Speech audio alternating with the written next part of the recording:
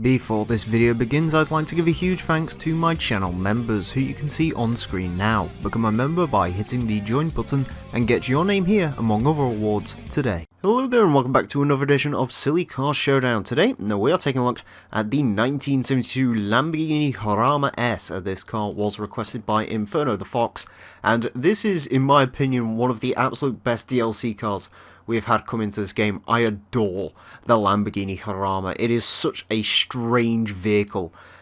Looks wise, to me, I've always said it kind of looks like a Squash Lancia Delta.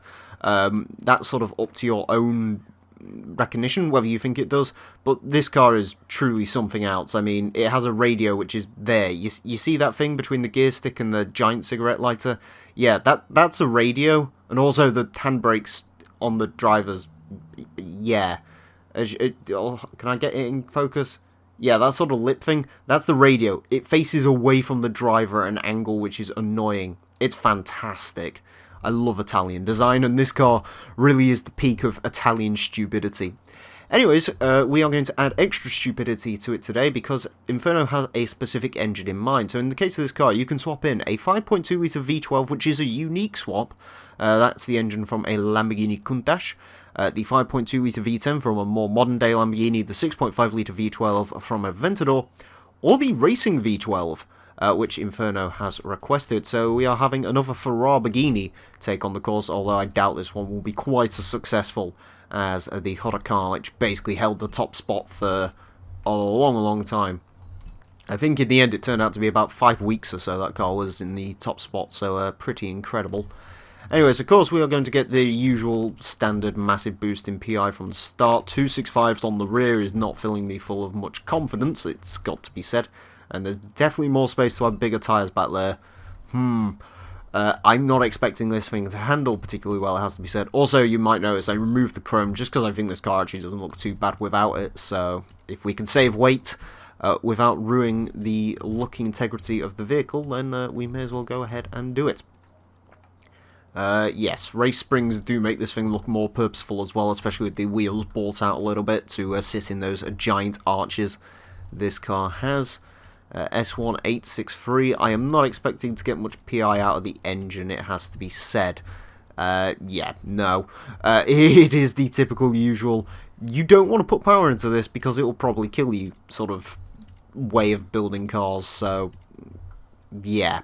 I mean, S1872, 874, we're probably going to end up at 875, yeah. Which is a PI number we see a lot more than you'd probably expect us to. Anyways, 1,191 horsepower, 623 foot-pound torque, 2,816 pounds of weight, 4 seconds to 60, a top speed of 228 miles per hour. Yeah. I've got to admit, I am not expecting great things to come out of the Jarama. That rear tyre size and the front tyre size to an extent has sort of made me think a bit weary of this vehicle. Couple that to the fact that it is an old rear-wheel drive Lamborghini and a Grand Touring Lamborghini at that, so it's probably a relatively lazy car in the way that it does things. This one could spell disaster, but I have been surprised before. I'm just not expecting this Jarama to be a surprise. But there's only one way to find out. So here we are at our Edinburgh track with our Lamborghini Jarama, ready to set 5 laps to see what time it can lay down. Our current leader is the God tier Lotus Elise GT1. That's at a time of a 1:31.226. This car is unlikely to beat that. It's unlikely to do anything while this headphone is choking me. There we go. Yeah, in terms of where I'm expecting this car to go, probably somewhere around the 145 to 147 section of the course. Of course, it is a high-up S1 class car. It's not short on power, 1200 horsepower, a bit short on torque, 623. But it really is just a case of, will it handle well enough? Granted, I do believe we've got pretty darn big rear tyres, but we are running this through a chassis which is, let me do the mental maths, almost 40 years old. So, yeah, not expecting massively good things here, but nevertheless, we shall see. It's definitely not going to drive as secure as that Golf did last time. The Golf was quite a nice car to drive. This probably will not be such a nice car to drive. It seems relatively okay at the moment. The rear end does like to let go a little bit though. A little bit more than I'd maybe like. Makes a great noise, as these Lamborghinis often do, or just any car with the racing V12 engine from the F50 GT in general does. It's not massively quick, I will certainly say that much for it. I was perhaps expecting this to be a little bit faster than it actually is, which is interesting. I was not expecting to have that issue with it. I thought it would be more a controllability issue, but apparently actual overall speed might be a little bit of an issue with this one.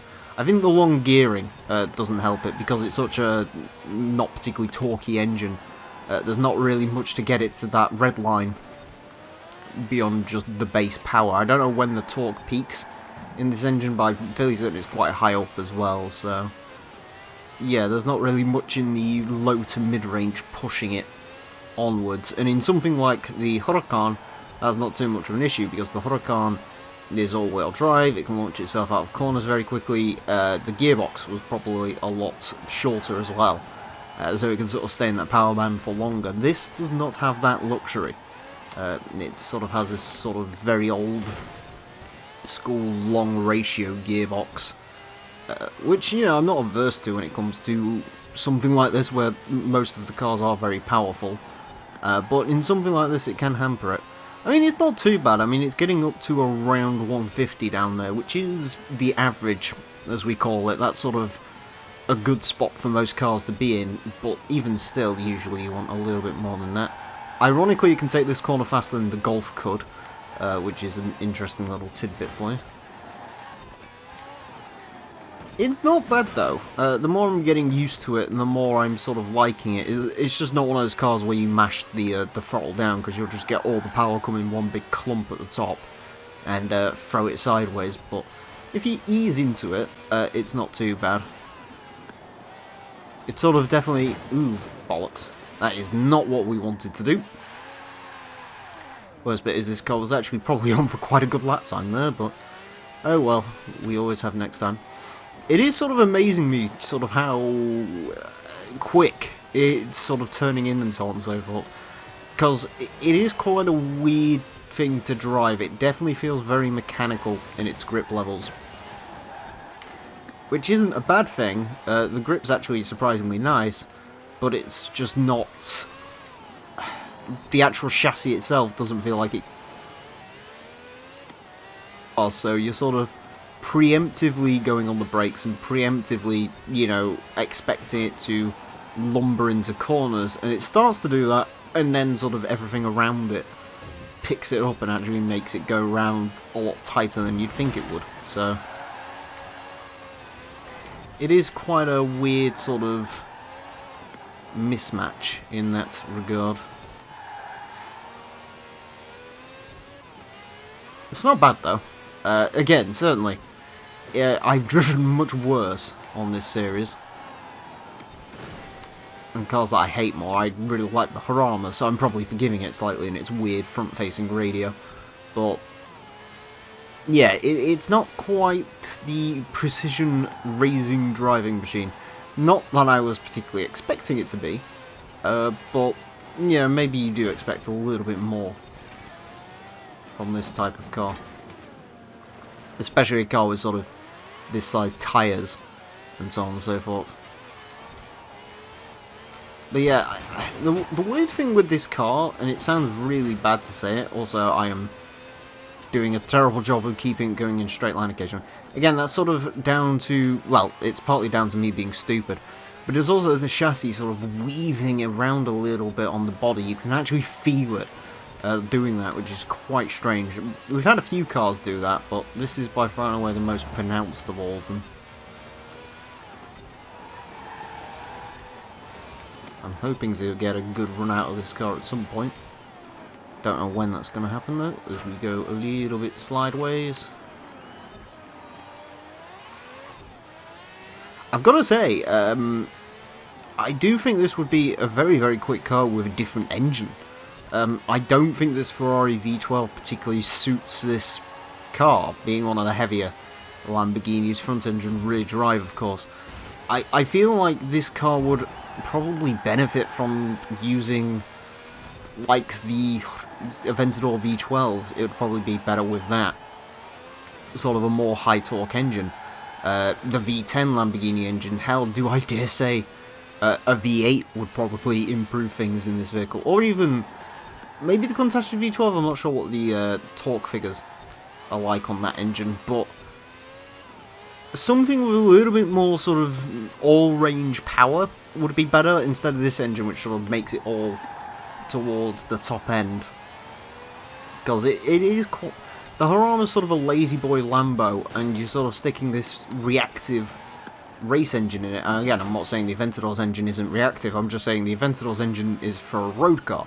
So it's got a little bit more sort of everyday power factor built into it, which this car does need, because it is slightly heavier, slightly older, needs something to drag it through. So this engine really is not, it's not a good fit for this car. But, I mean, overall, other than the engine, it's not bad.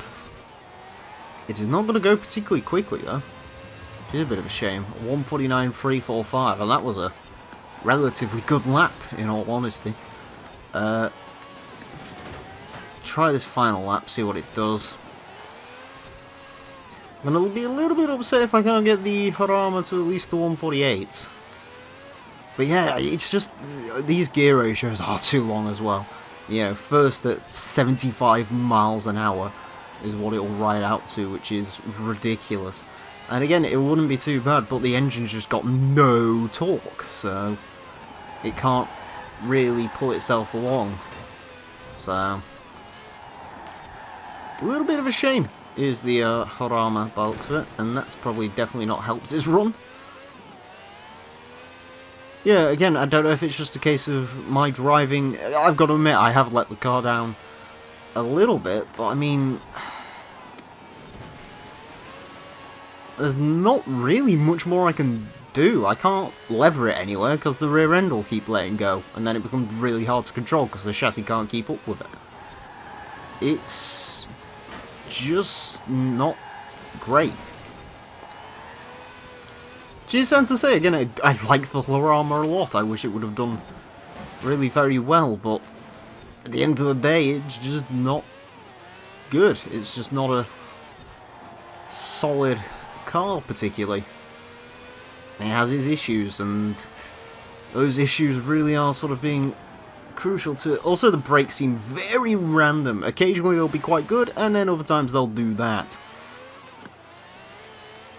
Yeah, no, not a good car. Not a good car, I'm afraid. Again, I think maybe it could have done like a 148, maybe a low or highish 147, but it just does not feel up to the job, which is a shame. Because again, I love the Jarama, but this engine does not suit this car.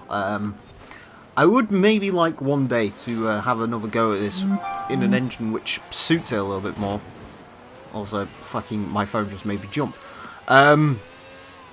Yeah, I would like to have a go with this car with an engine that suits it a little bit more, something with a little bit more torque, a little bit of a lazier engine perhaps.